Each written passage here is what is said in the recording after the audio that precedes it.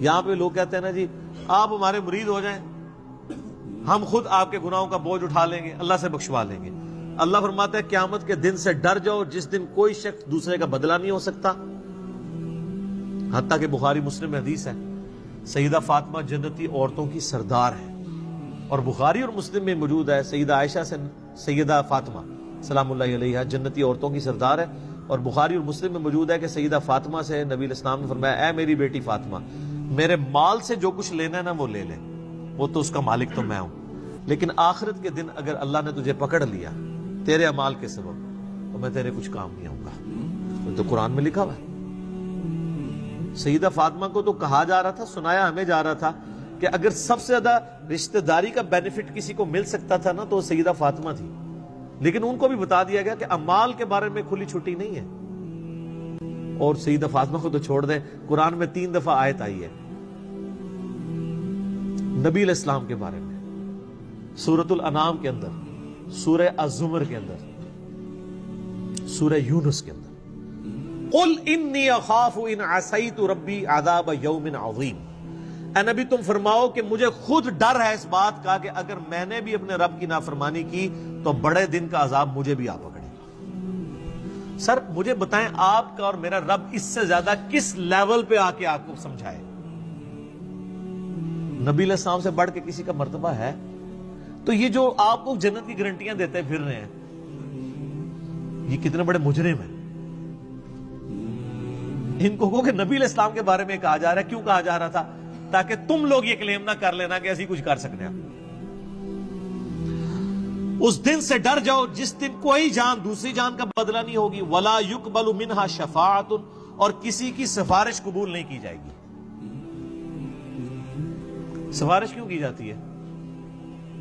آپ دنیا میں کسی شریف آدمی کی سفارش کے لیے تھانے جاتے ہیں تو ایس ایچ او سے جا کے کیا کہتے ہیں کہ میں اسے اچھے طریقے سے جانتا ہوں، آپ کو غلط فہمی ہوئی ہے، میں گارنٹی دیتا ہوں یہ بندہ اس طرح کا نہیں تھا، اس پہ جھوٹا الزام لگا ہے، یہی کہتے ہیں نا۔ اس طرح کی سفارش اللہ کے سامنے کون کر سکتا ہے کہ یا اللہ جی تواڈے فرشتوں بھلیکھا لگ گیا ایویں انہوں نے گناہ لکھ لینے، میں پتا ہے بڑا چنگا بندہ ہے، اتنی لمبی داڑھی سی، پگڑی نہیں دیکھی کڈا نورانی چہرہ تھا، یہ اللہ کو کہہ سکتا ہے؟ اللہ فرماتا ہے ہم تو تم اس وقت سے جانتے ہیں جب تم ماں کے پیٹ میں جنین کی حالت میں تھے۔ مت کہو اپنے آپ کو کہ میں بڑا پرہیزگار ہوں، وہ بہتر جانتا ہے تم میں سے کون پرہیزگار ہے۔ اس لیول پہ آ کے یہ سورہ نجم کے اندر آیات ہے، مت کہا کرو میں بڑا نیک ہوں، وہ خوب جانتا ہے تم کیا ہو۔ تو اللہ کو کون سفارش کر سکتا ہے؟ ہاں صرف یہ سفارش ہو سکتی ہے کہ جس اللہ ہی کا دل آیا ہو جس پہ کہ اسے چھوڑنا ہے۔ یہ بندہ ہے نیک نیت تھا، چند غلطیاں اس سے ہوئی، باغی نہیں تھا، رجوع لے آتا تھا، اپنی طرف سے اس نے کوشش کی، پھر بھی بحیثیت انسان اس سے غلطیاں ہوئی، لیکن میری طرف آتا رہا تو اب میں نے اسے معاف تو کرنا ہے۔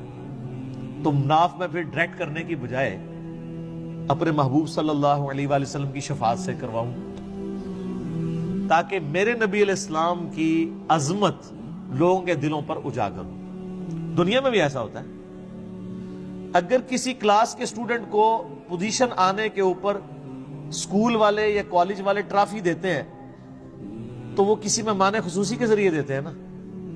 اس کالج کے اسٹوڈنٹ کو کبھی وہم بھی آتا ہے کہ اس مہمان نے مجھے ٹرافی دی ہے، ان کو پتا ہوتا ہے کہ یار یہ تو مڈل مین ہے، ٹرافی تو اسکول نے دی ہے اور اس کو آنر دی ہے، تو سر نبی علیہ السلام کو بھی آنر ملنی ہے۔ یہ بخشش کا فیصلہ اللہ نے کرنا ہے۔ یہ اسی شفاعت کی نفی ہو رہی ہے کہ دوست کے ساتھ شفاعت کوئی نہیں ہے، شفاعت بالاذن ہے، شفاعت بالوجاہت نہیں ہے۔ اور وہ بالاذن کون سی ہے؟ جو اسی صورت میں آگے جا کے آیت الکرسی میں آیت نمبر 255 میں آ جائے گی، من ذا الذی یشفع عندہ الا باذنہ، کس کی مجال ہے کہ سفارش کر جائے؟ ہاں اللہ جس کو اذن دینا کہ ہاں اس کی سفارش کر لو تو وہ قبول ہوگی۔